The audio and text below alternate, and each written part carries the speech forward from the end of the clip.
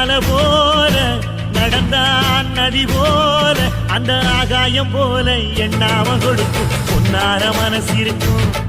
என்று மூடாத கோவில் முன்வாச கதவு எப்போது திறந்திருக்கும்